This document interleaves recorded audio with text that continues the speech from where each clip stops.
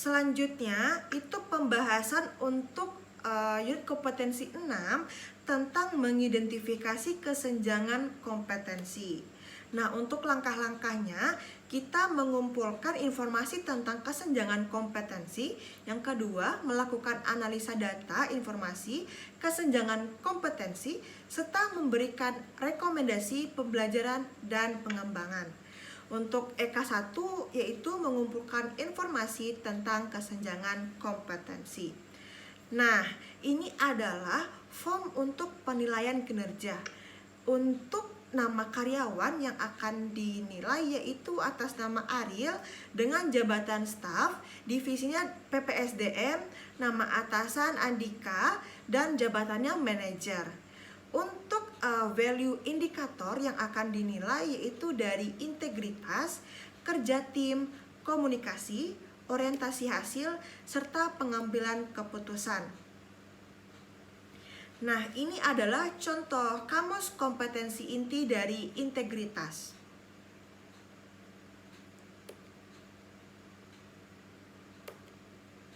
Selanjutnya, ini adalah kamus kompetensi untuk kerjasama.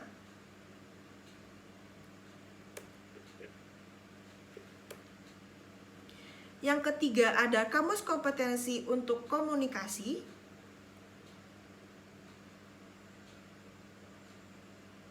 Yang keempat, untuk kamus kompetensi orientasi pada hasil.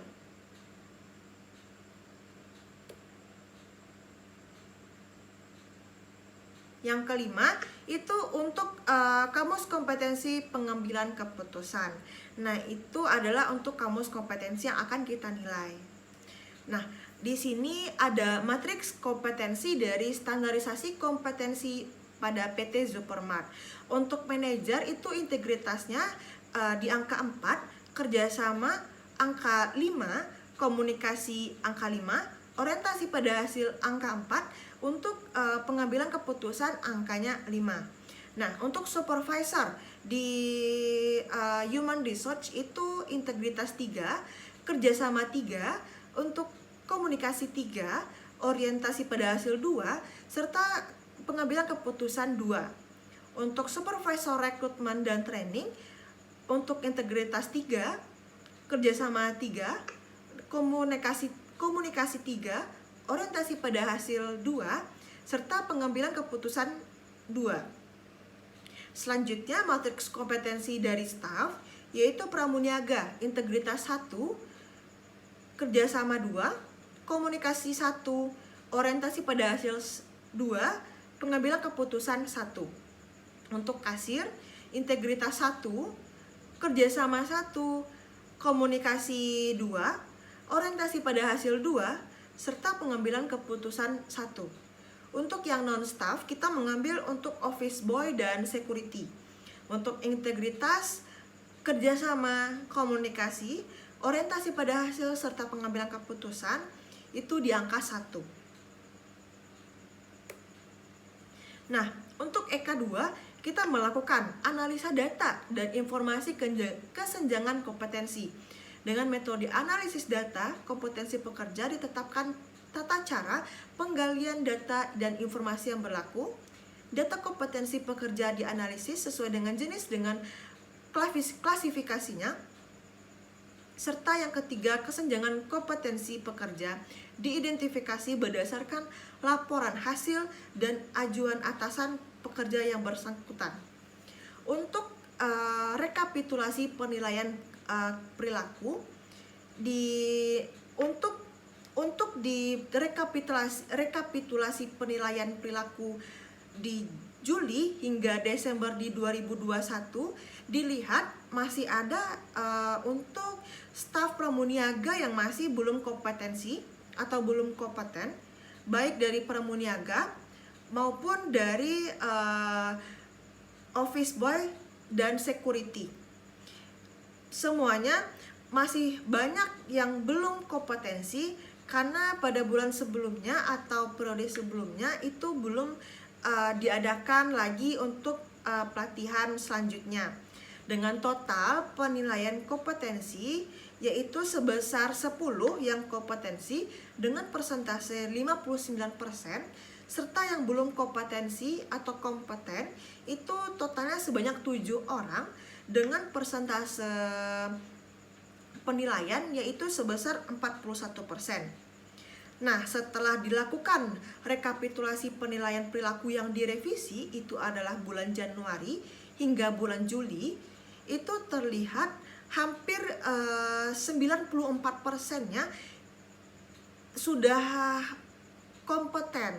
Jadi berarti di sini untuk revisi selanjutnya pada periode selanjutnya itu banyak diserap untuk pelatihannya, sehingga banyak untuk rekapitulasi penilaian perilakunya itu sudah kompeten.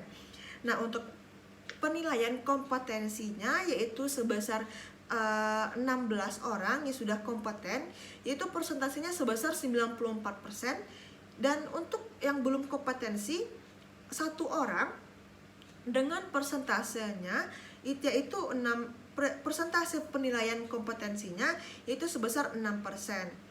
Nah, analisa nih hasil penilaian kompetensi perilaku, yaitu program penilaian kompetensi masih berjalan 1 tahun, sehingga masih banyak yang harus diselaraskan di perilaku karyawan.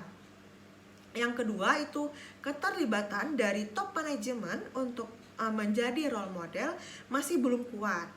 Dan yang ketiga, hubungan keluarga yang ada di lingkungan karyawan masih menjadi penghambat untuk bersikap profesional.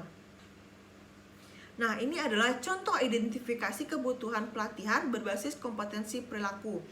Untuk permasalahannya, yaitu dari rekapitulasi penilaian, masih ada beberapa karyawan yang belum memenuhi target dan yang diinginkan oleh perusahaan.